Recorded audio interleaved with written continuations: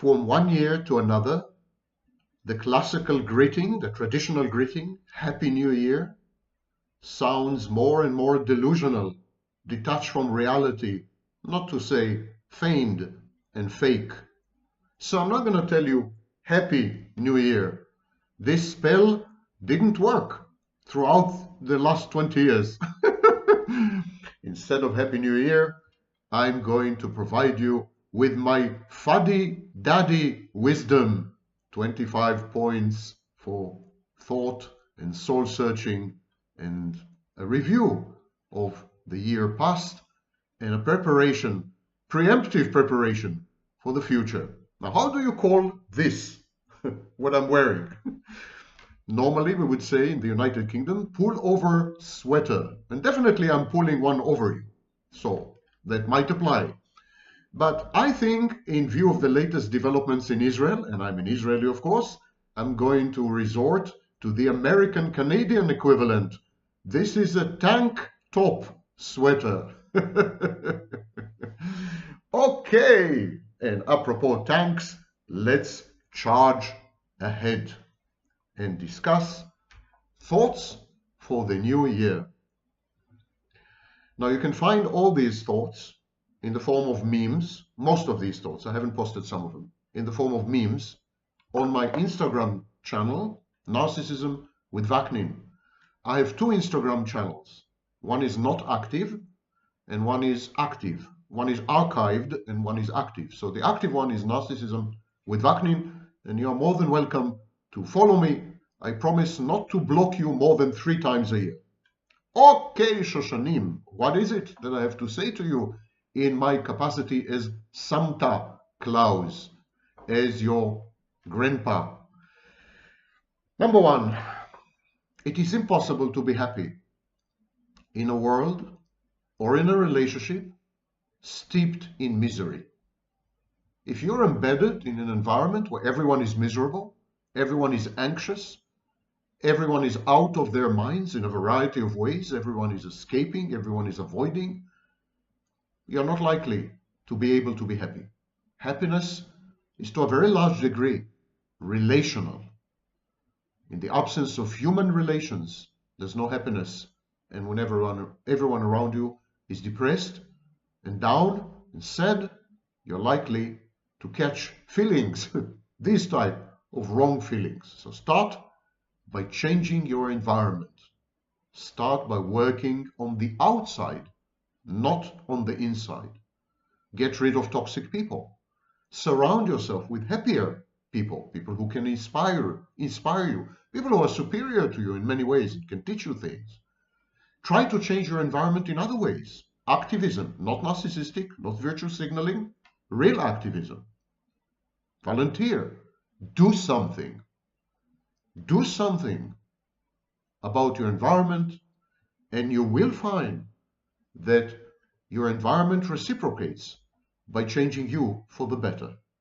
Now, you're perfectly entitled to feel bad and to feel sad and even to feel mad. It is all right to put yourself and your emotions first, ahead of other people and their emotions. This is healthy. This is not narcissistic.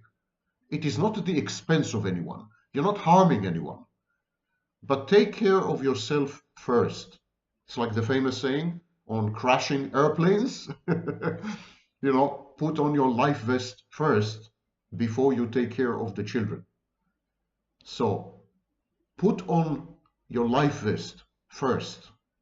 You and your emotions.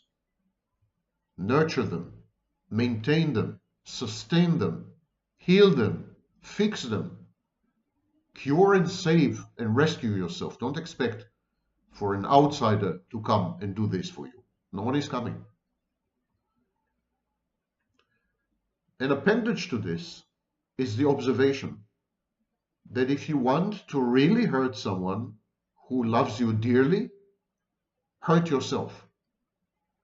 When you're surrounded by people who love you and you are being self-destructive and self-trashing and self-defeating and self-loathing and self-hating, when you are ruining yourself and devastating yourself in a variety of ways, you're hurting the people who love you. It's a great way to do this. So just go ahead. If you love them back, you would first and foremost love yourself, because they love you. And if you don't love them back, why are you there? Isn't it exploitative and abusive to avail yourself of their emotions for you, of their love for you, of their care, of their succor? So think about it before you hurt yourself. Which leads us to narcissism, of course, because narcissists are self-defeating and self-destructive, albeit very often in a surreptitious, subterranean way, in a way that is covert and difficult to tell. There are two types of narcissistic shared fantasies. Now, the narcissist relates and communicates with everyone via a shared fantasy. Shared fantasy is the way narcissists organize interpersonal relationships and make sense of them. So they're in a shared fantasy with an intimate partner, they're in a shared fantasy with a best friend, they're in a shared fantasy with an employer, they're in shared fantasy with colleagues, you name it. They're even in shared fantasy with collectives, such as the nation or a football club. So the shared fantasy is the organizing principle of the narcissist's life, and they are in romantic relationships, in intimate relationships. There are two types of narcissistic shared fantasy. Number one, the fairy tale shared fantasy, where the partner is a princess or a damsel in distress. And number two, for fake normalcy, where both the narcissist and his or her partner pretend to be having a perfectly normal relationship. And yes, nowadays, 50% of all narcissists are women. Hooray for women's lib and their accomplishments. Now, there are two ways to keep the narcissist in your life if you really hate yourself. Because the only right strategy with the narcissist is no contact.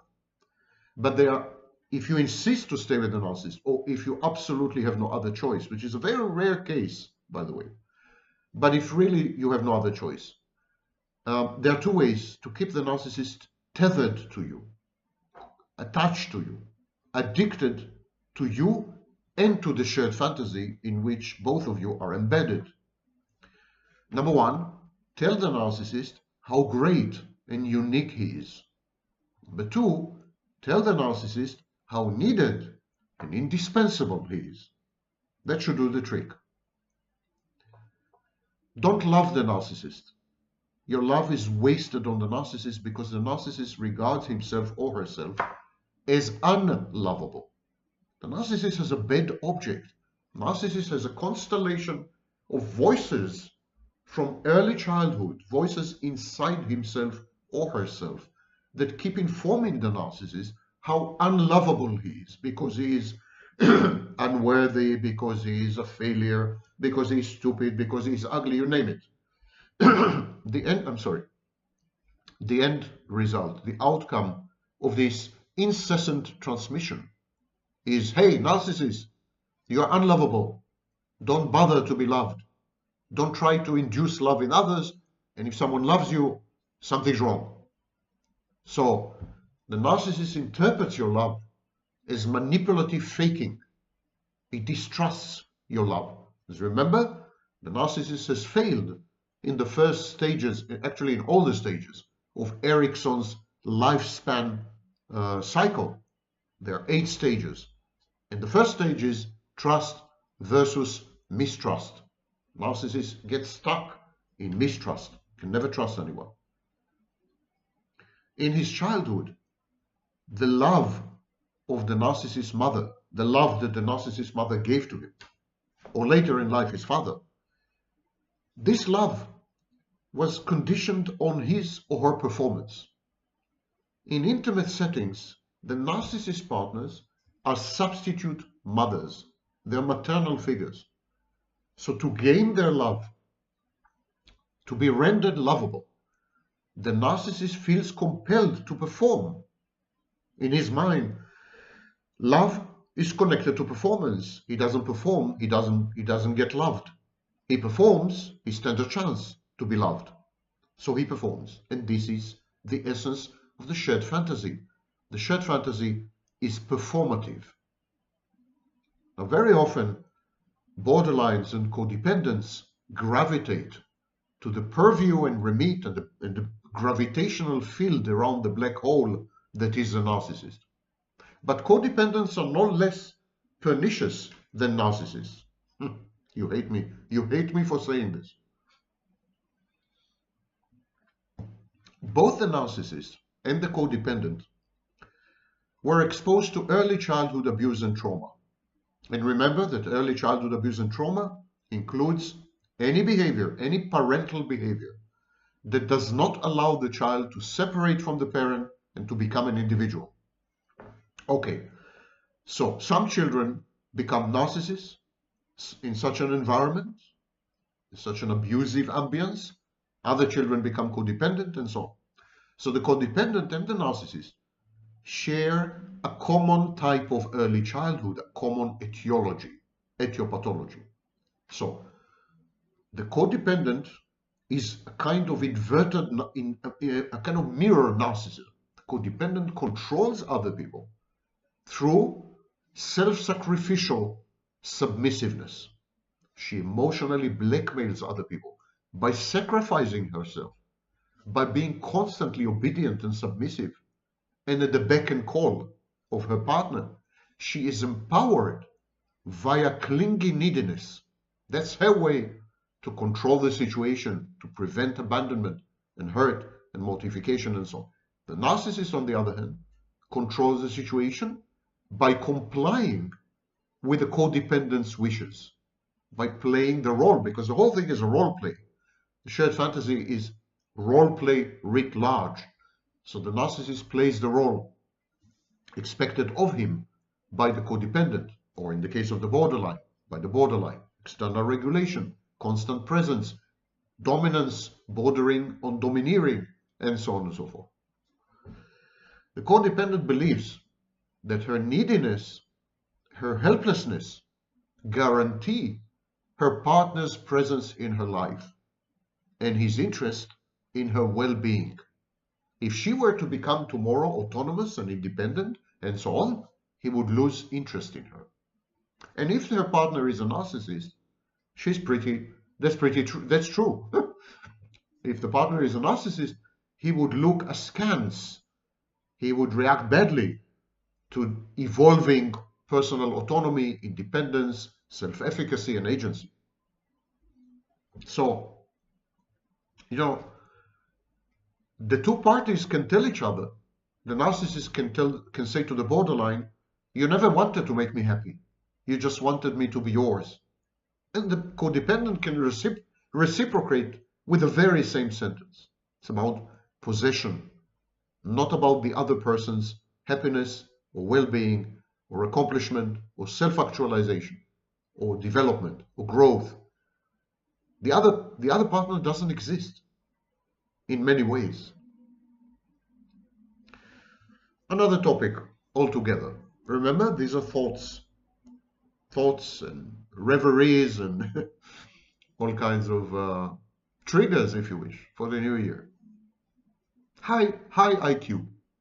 Many narcissists brag about being geniuses, myself included, of course, first and foremost, perhaps. But a high IQ does not translate into success in the absence of other traits, other behaviors. If you're just endowed with a high IQ, if you're just hyper intelligent or even intelligent, if all you have is intelligence, forget about it. You're going to fail in life. Because you need, in addition to intelligence, you need perseverance, agreeableness, industriousness, stability or self-regulation, humility, a capacity for teamwork which requires minimal empathy and respect for other people, not to hold other people in contempt. You need mental health. You need to be mentally healthy. You need a social support network. And last but not least, you need a lot of luck. So just to be a genius means nothing in life. Many geniuses are homeless. Many geniuses are incarcerated. And the overwhelming vast majority of geniuses are all but forgotten because they couldn't play along. They couldn't fit in. They couldn't belong. They couldn't work together. They couldn't control themselves and their impulses. They couldn't delay gratification. They couldn't mature. They were immature. They couldn't be humble, etc., etc. They couldn't persevere. They couldn't commit themselves to a course of action. They couldn't pursue goals. If you don't have any of this, if you're not a hard worker, for example, if you don't have a work ethic, it's done and gone. Your intelligence is like a key, but if you don't have the door, the key is useless. Okay, so controlling one's impulses, acting boundaried, delaying gratification are very important. And it's not the same things as faking it. Because sometimes we see people who are very controlled, they don't act on impulses, they have clear boundaries, and they never transgress them or trespass them. They delay gratification, and we say, oh, these people are so fake. They're not spontaneous. They don't give in to their urges and drives and desires and passions. They're not passionate. They're dead. They're fake. It's not true. It's not true. To have boundaries, impulse control, and delayed gratification, that's not to fake. These behaviors evince respect or even empathy for other people. And faking it comes from a point of disdain. When you fake it, you hold other people in contempt. You think they're stupid. You think you can manipulate them. You're being Machiavellian. So faking implies a haughty, arrogant, superior mindset, in short, narcissism, while genuinely trying not to hurt people, not to act on impulses, to respect your boundaries and theirs, to delay gratification, not to impose burdens and costs on other people. This is not faking. This is self-control and self-discipline. These are very healthy things. Healthy psychologically and healthy, of course, socially. So if you act this way constantly and consistently, you're not faking it. Even if you think you're faking it, even if it requires an effort, you're not faking it. You know, sometimes people tell me,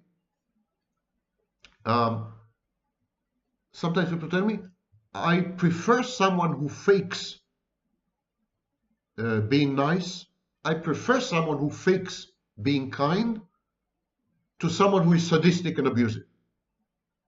And they have a point.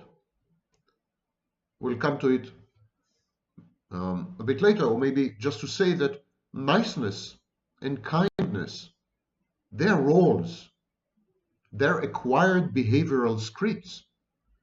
Niceness and kindness, by definition, involve acting and the imitation of role models. Acting and imitation, not faking. There's a big difference between these three. So even someone who consistently fakes being nice, fakes being kind, is actually nice and kind. Because to be nice and kind is to act. And there's a lot of complaints in the manosphere, in the red pill communities, incel communities, that women fall for fake men who fake kindness, who fake niceness.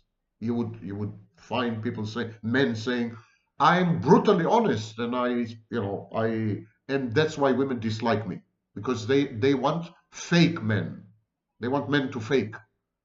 Not true. Men who fake being nice, men who fake being kind, are actually nice and kind, ultimately. The experience counts, not the motivation, because we can only speculate about motivation. We can judge only by action. That's my view, at least. Of course, if you truly fake your behaviors, it's not going to last. And ultimately, You're going to be exposed for who you are.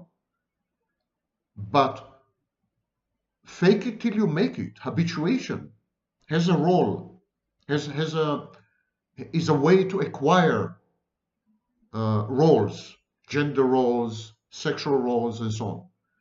Imitation and modeling. Okay.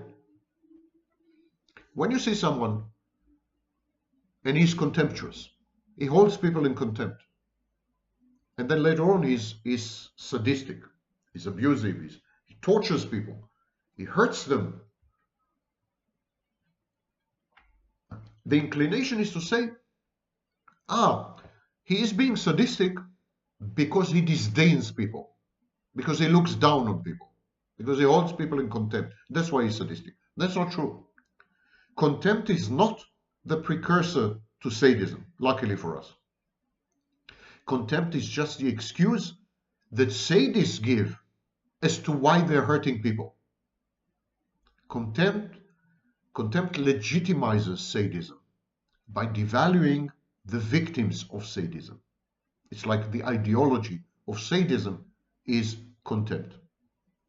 And sadists, people like sadists, they're afraid to experience positive emotions. The same goes for a panoply of other mentally disordered or mentally ill people. For example, narcissists, psychopaths, to some extent, borderlines. So there are people who are afraid to experience positive emotions only because they dread having to endure negative emotions as well. If you experience love, you are bound or liable to experience shame.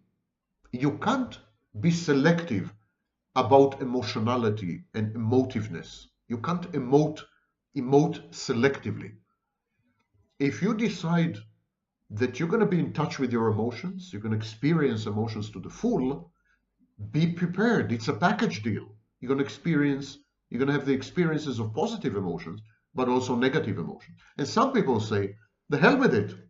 My shame, my rage, my envy are so overwhelming, so overpowering that I'm terrified of them, and I don't want to get in touch with my shame, so I give up on feeling emotions altogether. I give up on emotions altogether. I don't want the negative ones, I don't want the positive ones, thank you very much.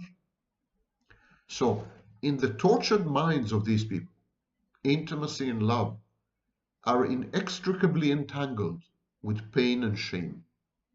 And so they dump the baby with the bathwater, with the bathroom, with the apartment, and with the neighborhood. They get rid of all emotions altogether. I mentioned impulse control and so on. That's not always a positive thing. For example, unlike narcissists and borderlines, covert narcissists are capable of controlling their impulses. They're capable of postponing gratification. This renders them a lot more dangerous. So this is where the fakeness comes in. They're passive-aggressive. They control impulses and delay gratification, all for the wrong reasons. It's like they accumulate this rage and then they become Chris Watts at some point. And usually these people, they have expectations of themselves, of life, of the world, of the justice system, of the authorities, of their intimate partners, of their neighbors. They have expectations which are impossibly unrealistic. So everyone keeps disappointing them. Everyone keeps conspiring against them. They become paranoid.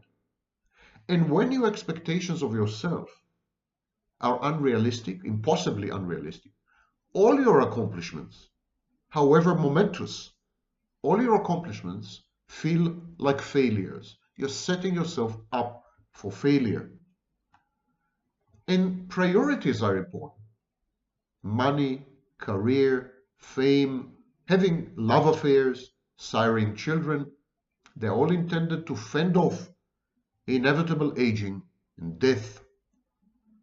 But busy as we are in anticipating the future and trying to outmaneuver the future and outwit the inevitable, the ineluctable death that is looming, the Grim Reaper, as we are busy trying to deceive the Grim Reaper by having children, by creating businesses, by writing books, by having fun, all the time, it's a death verdict. We are like on death row. And while we're doing this, we neglect the present. We ignore our nearest and dearest, other people, and life itself. A preoccupation with age, with health, with death is unhealthy, is pathological, because it requires the opposite of mindfulness, a sacrifice of being present at the moment, an inability to appreciate and gauge the beauty and charm and giftedness of people around you, of other people, of emotions, of interactions, of nature, and so on. Focus on the future or focus on the past are pathologies. When you're focused on the past, you're obsessed, you ruminate, you're fixated. When you're focused on the future, you're anxious, you catastrophize. These are pathological defense mechanisms. Nowadays, people very often are preoccupied with prolonging their lives, with their health, with their age. And this shows you how malignant and pathologized our society is.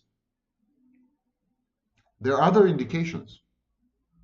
Nowadays, for example, honesty is considered to be a form of deplorable aggression. Truth-telling is misperceived as an attempt to victimize. Hence political correctness. Confirmation bias and victimhood rule. Charlatans and con artists are having a field day pretending to be scholars. Everything is ersatz and fake. And people live lives that they hate. Most people hate their lives. This is why the explosion in suicidality, in depression, in anxiety, because people hate their lives. And they hate themselves in their lives. And so living a life that you hate or a life that you fear is always way worse than death. A life of unremitting shame and humiliation is the same as experiencing death while you're alive. And this is the source of the narcissist's envy. Narcissists are envious, but they're never envious of who you are. They never want to become you, because they consider themselves perfect specimen of the human species, the next stage in evolution. Why would they want to degrade themselves and become you? So narcissists are never envious of who you are. They are, however, envious of your possessions, of your accomplishments, of your traits. For example, if you are young, they're very envious of your youth. If you're successful in dating, they're envious of that. So they're envious of everything you do, everything you own, and the kind of traits and behaviors that provide you with a competitive advantage. But they're never envious of your essence, of your quiddity, of who you truly are. And this is precisely why narcissists regard your independence and autonomy, personal autonomy, as a threat. When you are independent of the narcissist, he fears, when I say he, it's a she also, yeah? The narcissist fears what you might do. Abandon him, for example, betray him. So when you're independent, the narcissist fears you. And when you are dependent on him, he holds you in contempt. So it's like there's no winning strategy here. It's a no-win situation. You can't win. The narcissist dreads your agency, your personal autonomy, your self-efficacy. He dreads that. And on the other hand, he derides and decries your dependency, your emotionality, your empathy, your love. These are weaknesses. So you can't get it right with the narcissist. That's why you should never be with the narcissist, because the narcissist sets you up for perpetual failure. Love is a strange thing. A man or a woman can physically fit into the heart of a whale. It's a fact, by the way. And sometimes a whale can fit into the right human heart if it's big enough. But some people are heartless, and no heart, no matter how big, can accommodate these people. They are the narcissists and the psychopaths. Don't give your heart away. Don't open it up to these people. They will tear it apart. More generally, there are only two ways to attain contentment, if not happiness. Happiness is overrated, ill-defined, so we will use the word contentment. There are only two ways to attain it. Either to have it all, to have actualized and realized and materialized all your dreams and wishes and fantasies, or to have nothing whatsoever. When you have nothing whatsoever, you're truly free. Freedom is just another name for happiness. And when you have it all, you're also free, because you're self-sufficient. You don't need anyone. And this is the reason people seek self-sufficiency, atomize themselves. Today, 2/3 of men are single and 1/3 of women. Lifelong singles by choice. Because they have discovered the joy of being independent of other people. In an environment where other people are unreliable, narcissistic, entitled, treacherous, abusive, perhaps atomization, aloneness as opposed to loneliness, self-sufficiency, self-containment. Perhaps these are rational strategies. And even as we become more and more private, even as we refuse to share our lives with others, we choose singlehood and aloneness as lifestyles and life strategies, life plans. Even as we do this, we reach out to other people. But we do this via exhibitionism and ostentation. Take, for example, psychotherapy or sex. These used to be private, intimate activities. Now they are both public, ostentatious, online spectacles. That's our way of having it without paying the costs. Being in touch with other people, but pulling the plug whenever we want to. Controlling the interaction. Totally. It's fake socializing. People incapable of happiness, people who cannot do intimacy, they reject life. And they reject life because life is a hurtful reminder of what could have been and will never transpire. Life reminds them of their shortcomings and deficiencies and inadequacies, so they avoid life altogether. And they reach out to life via simulacra, simulations. They remain anonymous, or even if they are not anonymous, they interact via screens. It's all make-believe. It's all make-believe. It's a simulation of happiness, of social life, and of life in general. The narcissist credo is, I refuse to regard life as a territory to be conquered. I don't consider life a ladder to climb or a destination to strive for. The narcissist treats life as a theme park with myriad carnival attractions, a toy store with infinite offerings, a mall with endless rows of alluring shops. The narcissist commits to nothing, He invests in nothing, ever. The narcissist is a tourist on this planet, not a citizen of it.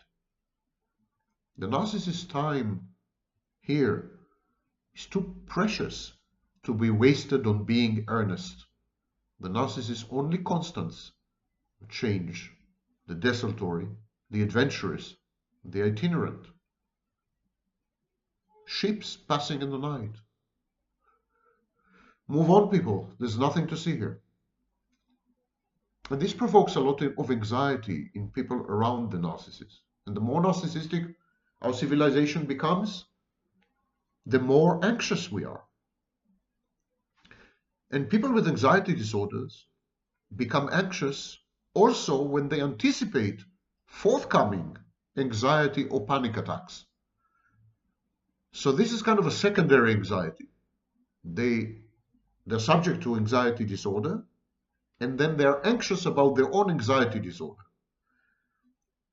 But at the core,